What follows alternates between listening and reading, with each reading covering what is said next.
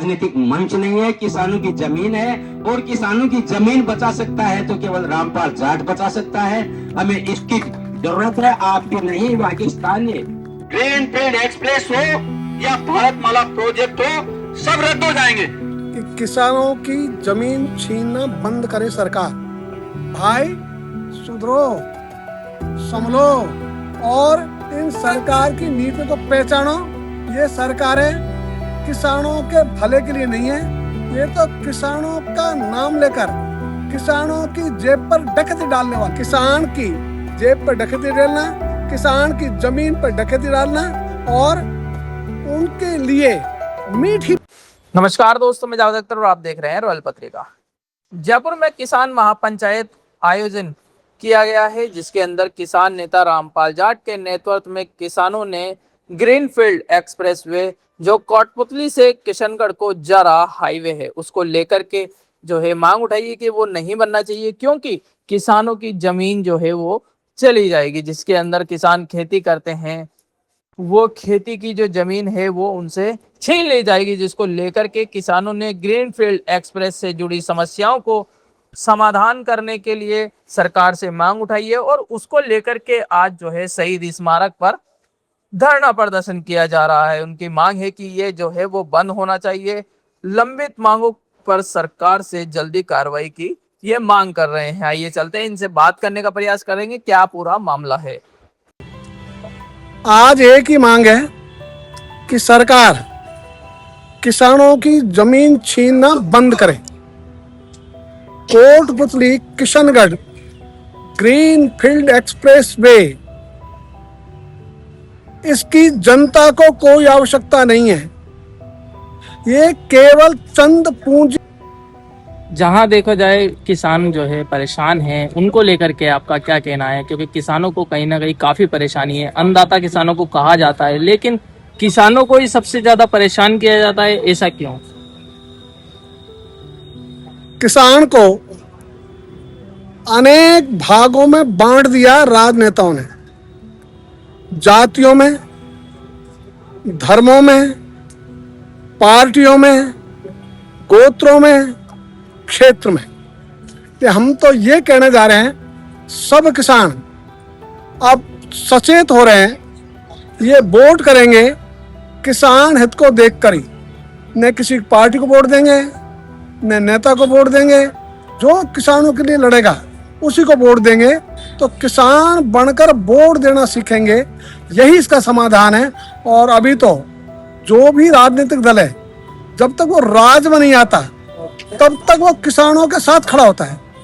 जैसे ही राज में आता है वो यू टर्न देता है, पलटी मारता है, वही किसानों के खिलाफ कानून बनाता है।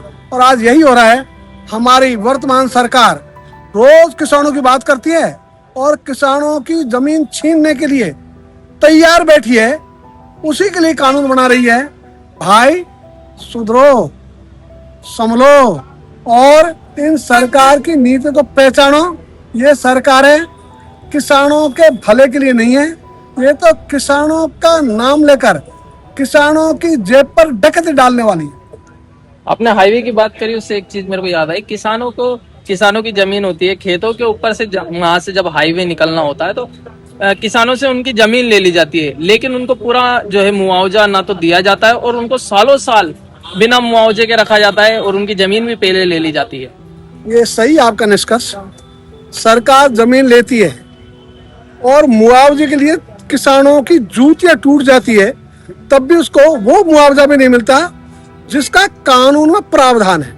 इसलिए सरकारें इसी लाइन पर चलती है, किसान की जेब पर डकैती डालना, किसान की जमीन पर डकैती डालना और उनके लिए मीठी बातें करके उनको बहकाते रहना।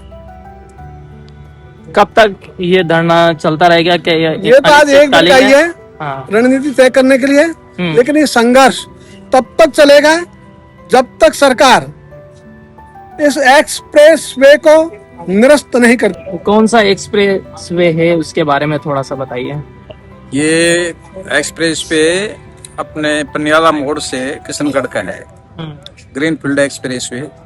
और इसमें 114 गांव का कार्यक्रम आज ही धरने के रूप में रखा गया है। 114 गांव के ही लोग बुलाए हैं। 114 गांव के किसान हैं। हाँ, एक गांव का एक प्रतिनिधि यहाँ आया अच्छा, एक गांव का एक आदमी आया है। मतलब 114 गांव आप बता रहे हो, तो उसमें कितने खेत होंगे और कितने लोग प्रभावित होंगे? इसमें 6000 हेक्टर बीघा जमीन आएगी इसके अंदर, और 121 किलोमीटर 221 किलोमीटर लंबा पड़ेगा ये एक्सप्रेस हाईवे। और इसको कई चरणों में किसान जो है संघर्ष कर रहे हैं, और धरना प्रदर्शन, ट्रैक्टर रैली और काले झंडे दिखा करके और आमरण अनशन करके, और आज ये हमारा यहाँ जो महापड़ाव है किसानों के 114 गाँव का, उसके बाद अगला चरण अब हम तय करेंगे। गांव गए इकाई गठित कर रहे हैं। तो जब तक सरकार इस फैसले को निरस्त नहीं करेगी, ध्यान दे देंगे, जमीन नहीं देंगे, इस फैसले को जब तक सरकार नहीं मानेगी तब तक हम अपना आंदोलन जारी रखेंगे और हम अपने कदमों को पीछे।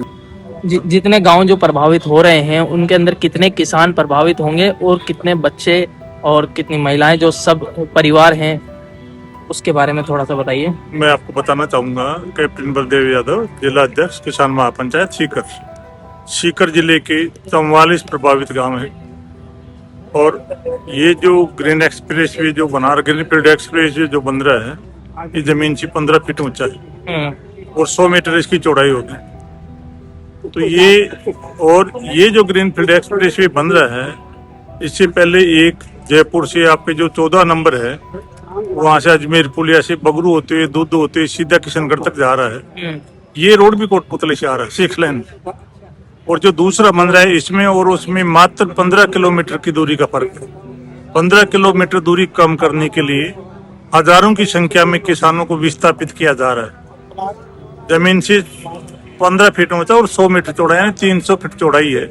300 फीट चौड़ाई में जितने भी किसान आएंगे सब बर्बाद है। आखिर किसानों को ही क्यों परेशान किया जा रहा है? जमीन के किसान तो जमीन से जुड़ा है ना। किसान कोई शोरूम नहीं है जयपुर में, आपकी बढ़िया सी जगह शोरूम है, उसमें बैठेगा टाट। जमीन किसान का काम किसानी करना है, खेती करना है, पशुपालन करना है, ये सब जमीन पर होता है। और आज से नहीं, पीढ़ियों से करते आ रहा है किसान। बिल्कुल, किसान पीढ़ियों से और जो किसान अनाज उगाता है ना, इसलिए आपके जयपुर में 5 स्टार होटल में उसी खाना मिलता है। और ये जयपुर में बैठ करके जो आपके प्लानिंग कर रहे हैं ना, ये उनको बर्बाद कर रहे हैं। इनका खाना कहाँ से आएगा? पूछो सरकार से। किसान ही खेती नहीं करेगा तो खाना कहाँ से आएगा? हाँ, किसान की जमीन छीन लेंगे ये, तो ये जो ये खाएंगे क्या? ये पूछो इनसे आप, सरकार से। किसान किसी भी कीमत में अपनी जमीन नहीं देगा।